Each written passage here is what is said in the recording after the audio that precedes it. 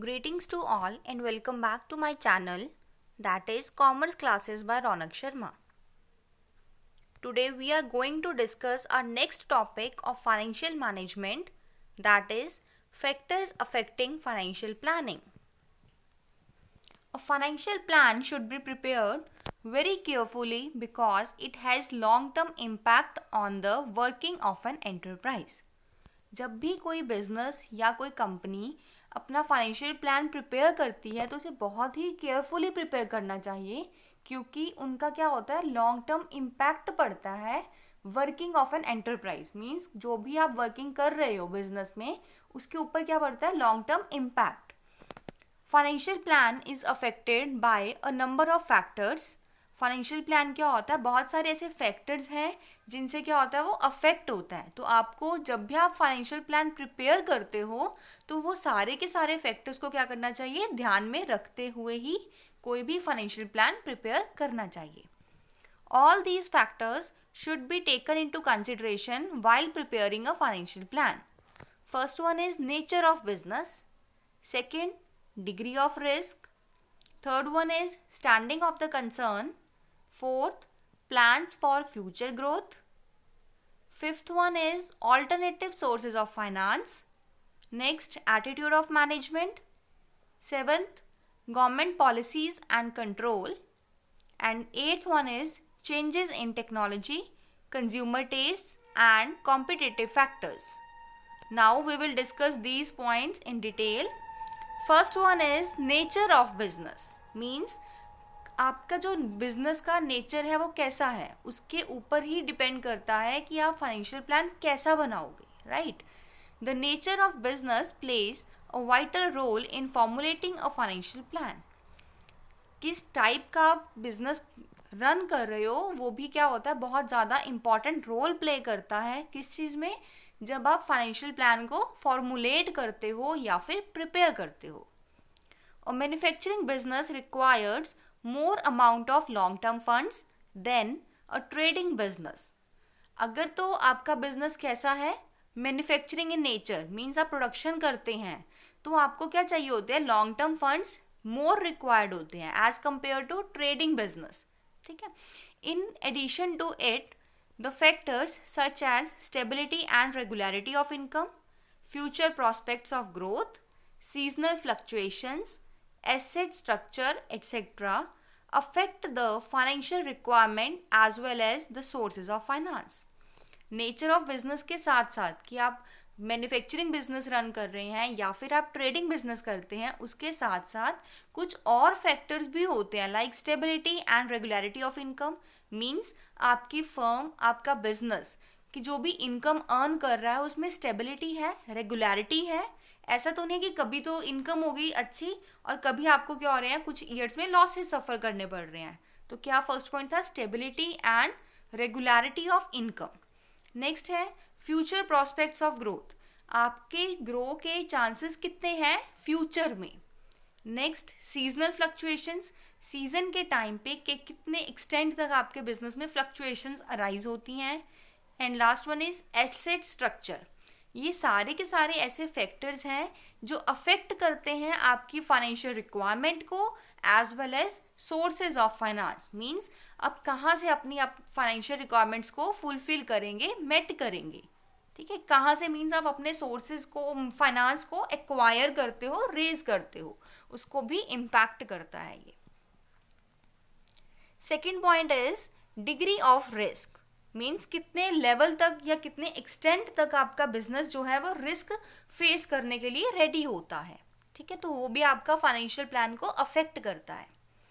The risk involve in the business also plays an important role while planning the sources of finance.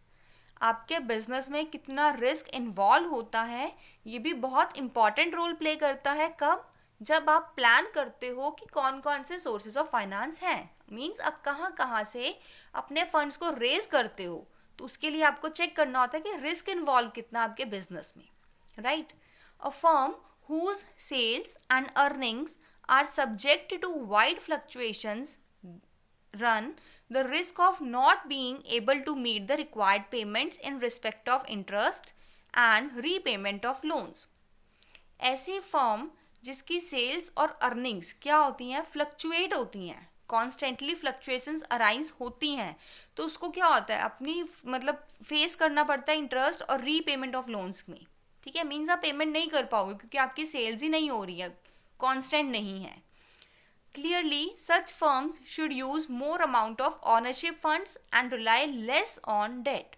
तो ऐसी firms क्या करती हैं, ज़्यादा रिलाई किसके ऊपर करती हैं, ऑनरशिप फंड्स पे, लाइक इक्विटी शेयर होल्डर्स के ऊपर, and rely less on debts, और डेट के ऊपर क्या करती हैं, वो लेस रिलाई करती हैं।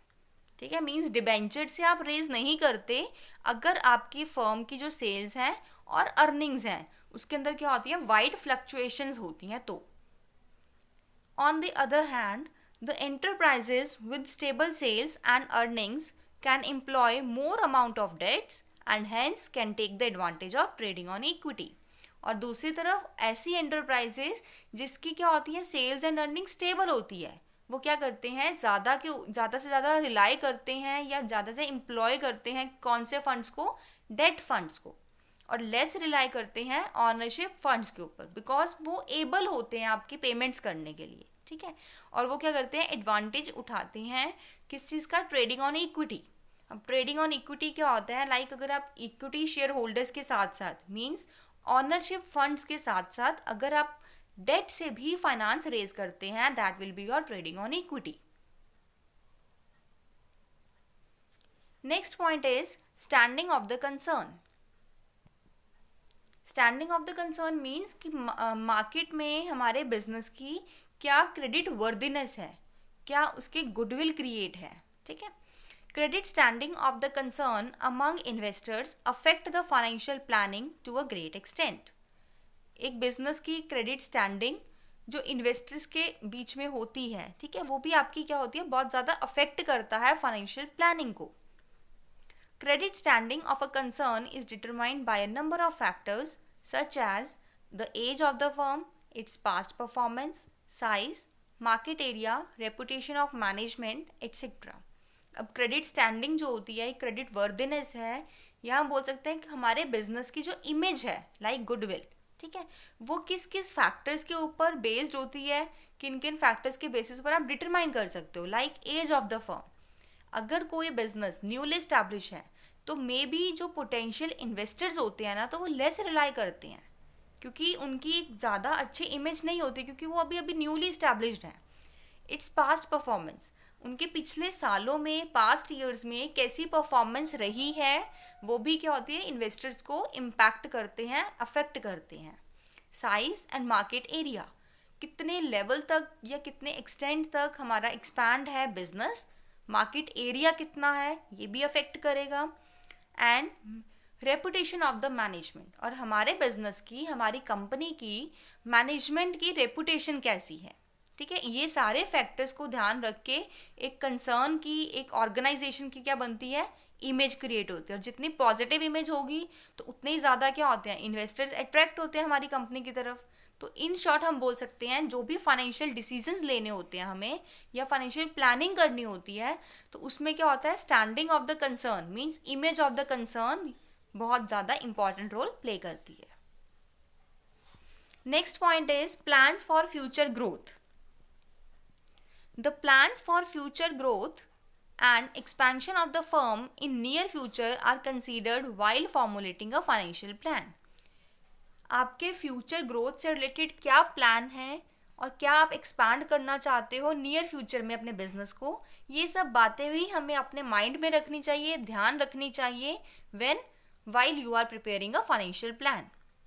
The financial plan should be developed in such a way as to facilitate required funds without much difficulty. जब भी आप कोई फाइनेंशियल प्लान प्रिपेयर करते हो, वो इस तरह से डेवलप करो, इस तरह से प्रिपेयर करो कि आपको जब भी फंड्स की रिक्वायरमेंट पड़े वो easily without any difficulty available हो जाए।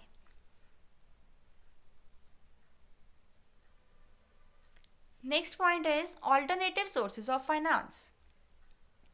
Since finance can be procured from a number of sources, the pros and cons of all the sources should be properly considered while choosing the proper sources of finance. ऐसा तो है नहीं कि हमने funds को raise करना है और वो सिर्फ एक ही सोर्स है जहाँ से आप रेज करोगे। नो, आप बहुत सारे सोर्सेज होते हैं जहाँ से अपने फंड्स को प्रोक्योर कर सकते हो या फिर रेज कर सकते हो। तो क्या होता है, आपको सबके प्रॉन्स और कॉन्स को क्या करना होता है, स्टडी करना होता है, सबकी कंसीडर करके चलना है जब भी आप अपने सोर्सेज ऑफ फाइनेंस को क्या करते हो, चूज करते हो। यही लिखा है, the finance can be procured from a number of sources, the pros and cons of all the sources should be properly considered. सबको आपके पॉजिटिव और नेगेटिव पॉइंट्स को ध्यान में रखना है, किस चीज़ के, डिफरेंट सोर्सेज ऑफ फाइनेंस के। ठीक है, the sources should be able to provide adequate funds to meet the requirements of the business। एक बात ध्यान रखनी होती है, जब आप अपने सेलेक्ट करते हो सोर्सेज ऑफ फाइनेंस को, इस तरह का सोर्स ऑफ फाइनेंस आप चूज करते हो या सेलेक्ट करते हो जो एबल हो आपको प्रोवाइड करवाने में एडिक्वेट फंड्स जब भी आपको लगे कि आपके बिजनेस में रिक्वायर्ड है। ठीक है, आपकी जो मीन्स फाइनेंशियल रिक्वायरमेंट्स हैं उनको वो मेट कर पाए टाइमली बेसिस पर। क्योंकि अगर टाइम के बाद आपको फंड्स मिलेंगे या अवेलेबल होंगे तो उस चीज़ का बेनिफिट नहीं है, क्योंकि जब आपको फंड्स की रिक्वायरमेंट थी किसी अपॉर्चुनिटी को ग्रास्प करने की, तो तब आपके पास फंड्स अवेलेबल नहीं थे। इसीलिए बोला जाता है कि जो आपके डिफरेंट सोर्सेज हैं इस तरह से होने चाहिए, आपकी रिक्वायरमेंट के टाइम पर ही आपको फंड्स अवेलेबल करवा पाए। Next point is attitude of the management. The attitude of the management towards risk and control of the business affects the financial planning to a great extent। क्या होता है कि हमारी मैनेजमेंट का एटीट्यूड कैसा है, हमारी मैनेजमेंट का बिहेवियर कैसा है, किसके regarding, towards risk and control of the business. Means कितने लेवल तक वो क्या करना चाहते हैं, रिस्क को उठाना चाहते हैं, या कंट्रोल पॉइंट ऑफ व्यू से उनकी क्या, एक हम बोल सकते हैं उनकी क्या राय है हमारे बिजनेस से रिलेटेड। तो वो भी बहुत ज़्यादा अफेक्ट करती है किस चीज़ को, फाइनेंशियल प्लानिंग को। If the management is of risk taking nature it would employ more amount of borrowed funds. अगर एक कंपनी की मैनेजमेंट किस टाइप की है, रिस्क टेकिंग नेचर की है, मीन्स वो रिस्क लेने के लिए हर टाइम रेडी रहते हैं, तो वो कहाँ से फंड्स रेज करेंगे, बोरोड फंड से, मीन्स डेट से, डिबेंचर से। On the contrary, if it is of conservative nature it will employ more amount of equity capital.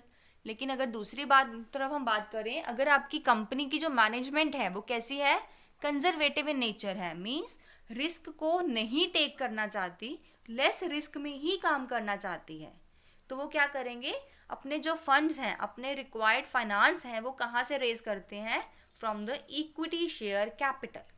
ठीक है, ऑनर्ड कैपिटल हम बोल सकते हैं। From the control point of view, if the management desire to keep full control of the enterprises it will not issue fresh equity shares so that the new share holders may not control the enterprise. अगर हम control point of view से बात करें, अगर एक company की management ये चाहती है कि फुल कंट्रोल उन्हीं के पास रहे, तो वो कभी भी फ्रेश इक्विटी शेयर्स को इशू नहीं करते। रीज़न क्या है इसके पीछे, क्योंकि अगर कोई कंपनी फ्रेश इक्विटी शेयर्स को इशू कर देती है, जो भी न्यू शेयर होल्डर्स होंगे वो क्या हो जाते हैं, आपके ऑनर्स बन जाते हैं। तो इस तरह से ओल्ड शेयर होल्डर्स का जो कंट्रोल होता है वो क्या हो जाएगा, डाइल्यूट हो जाता है।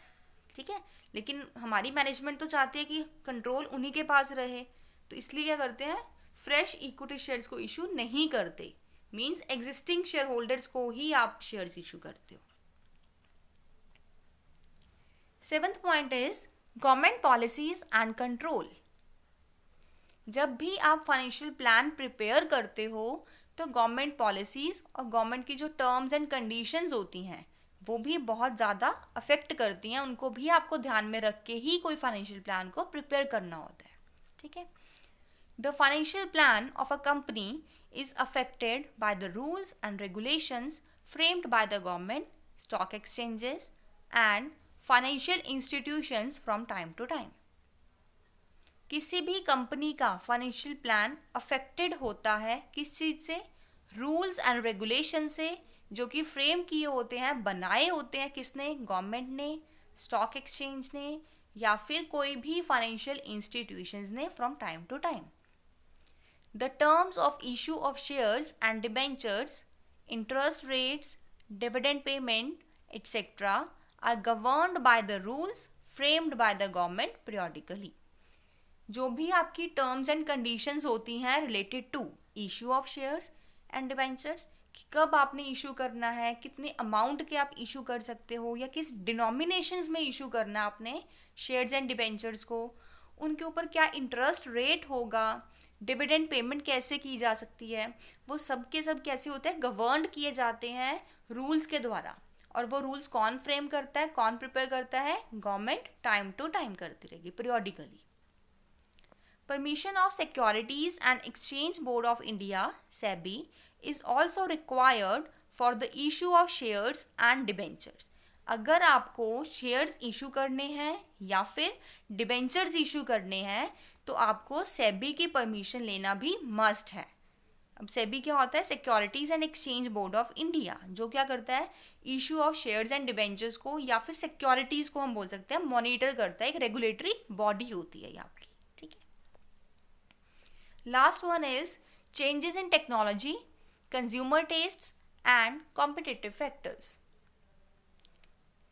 जब भी आप फाइनेंशियल प्लान को प्रिपेयर करोगे तो आपको ध्यान में रखना होता है कि क्या चेंजेस आए हैं टेक्नोलॉजी में मार्केट के अंदर, या कंज्यूमर का टेस्ट कैसा है, मार्केट में कॉम्पिटिटिव फैक्टर्स किस तरह आपके अफेक्ट करते हैं. इन सब बातों को ध्यान में रखकर ही आपको कोई फाइनेंशियल प्लान प्रिपेयर करना चाहिए.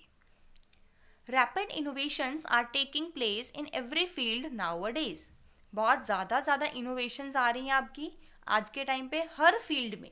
ठीक है, ऐसा नहीं है कि पर्टिकुलर फील्ड में ही इनोवेशंस हो रही हैं. नो, हर फील्ड में किसी ना किसी वे में क्या होता है, इनोवेशंस आती रहती हैं. Financial plan is adequately affected by change in technology, consumer preferences, degree of competition and general economic conditions.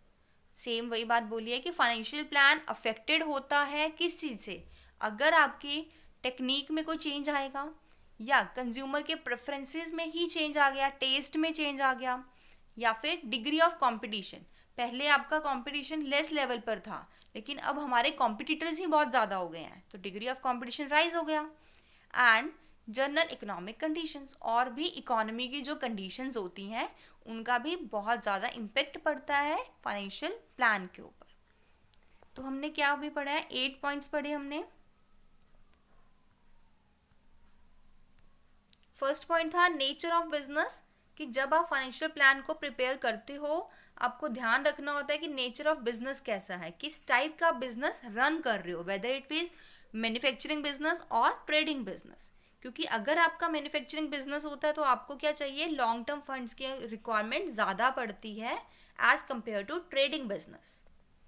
Second point हमने पढ़ा डिग्री ऑफ रिस्क, कितने रिस्क इन्वॉल्व है आपके बिजनेस में, ये भी अफेक्ट करता है किस चीज़ को, वेरियस सोर्सेज ऑफ फाइनेंस को. क्योंकि अगर आपके फर्म की जो सेल्स होती हैं या अर्निंग्स होती हैं फ्लक्चुएट करेंगी अगर वाइड लेवल पर, तो क्या करते हैं हम मतलब कंपनी क्या करती है, रिलाई करेगी ज़्यादा से ज़्यादा ऑनरशिप फंड्स के ऊपर और लेस रिलाई करती है डेट के ऊपर. और दूसरी तरफ अगर एक एंटरप्राइज की सेल्स एंड अर्निंग्स कैसी होती हैं, स्टेबल होएंगी, तो वो किस चीज़ पर रिलाई करती हैं, मोर ऑन डेट्स. थर्ड हमने पॉइंट किया standing of the concern, means एक कंसर्न की, एक कंपनी की, बिजनेस की क्या इमेज है in the eyes of potential investors, वो भी अफेक्ट करेगा आपका किस चीज़ को, फाइनेंशियल प्लानिंग को. फोर्थ पॉइंट हमने पढ़ा था plans for future growth, means आप फ्यूचर में क्या चांसेस हैं ग्रो करने के आपके और कितने एक्सटेंड तक आप एक्सपैंड करोगे अपने बिजनेस को, ये भी अफेक्ट करेगा. क्योंकि अगर आपको चांसेस होते हैं कि आपका बिजनेस श्योरली है आपको कि इन फ्यूचर आपका ग्रो करेगा या फिर आपकी एक्सपेंशन है पॉसिबल, तो आप डेट से भी फाइनेंस रेज कर सकते हो. मींस अब क्योंकि उस टाइम पेमेंट आप कर पाओगे, रीपे कर सकते हो. लेकिन अगर आपको लगता है फ्यूचर ग्रोथ के चांसेस नहीं है तो आप कभी भी डेट पर रिलाई नहीं करते ज़्यादा. देन हमने किया था ऑल्टरनेटिव सोर्सेज ऑफ फाइनेंस, हमें पता है बहुत सारे ऑल्टरनेटिव सोर्सेज होते हैं जहाँ से एक कंपनी फाइनेंस को रेज कर सकती है, मींस प्रोक्योर कर सकती है। तो उन सब के आपको क्या करने होते हैं, पॉजिटिव और नेगेटिव पॉइंट्स को ध्यान में रखना है जब भी आप कोई प्रॉपर सोर्स ऑफ फाइनेंस को चूज करते हो। ठीक है। देन हमने किया था एटीट्यूड ऑफ द मैनेजमेंट। आपकी मैनेजमेंट का एटीट्यूड कैसा है, बिहेवियर कैसा है, क्या आपकी मैनेजमेंट रिस्क टेकिंग नेचर की है। अगर आपकी मैनेजमेंट रिस्क टेकिंग नेचर की है then they would employ more amount of borrowed funds. लेकिन अगर आपकी मैनेजमेंट कंजर्वेटिव इन नेचर है, मीन्स रिस्क टेकिंग नहीं है, then it will employ more amount of equity capital. और इसी में हमने किया था, अगर कंट्रोल पॉइंट ऑफ व्यू से बात करें तो मैनेजमेंट अगर चाहते कि फुल कंट्रोल उन्हीं के पास रहे तो वो कभी भी फ्रेश इशू नहीं करती इक्विटी शेयर्स के। नेक्स्ट पॉइंट हमने किया गवर्नमेंट पॉलिसीज एंड कंट्रोल। इसमें क्या था कि बहुत सारे ऐसे पॉलिसीज और गवर्नमेंट की होती हैं, रूल्स एंड रेगुलेशंस होती हैं जो आपको ध्यान रखनी है while preparing a financial plan for the company. And last हमने पॉइंट किया है changes in technology, consumer taste and competitive factors. ये भी बहुत ज़्यादा अफेक्ट करते हैं किस चीज़ को, जब आप फाइनेंशियल प्लान प्रिपेयर करते हो कंपनी के लिए। I hope you like this video. Thanks and have a wonderful day. And do like and share the video and don't forget to subscribe the channel for the notification of latest upcoming videos.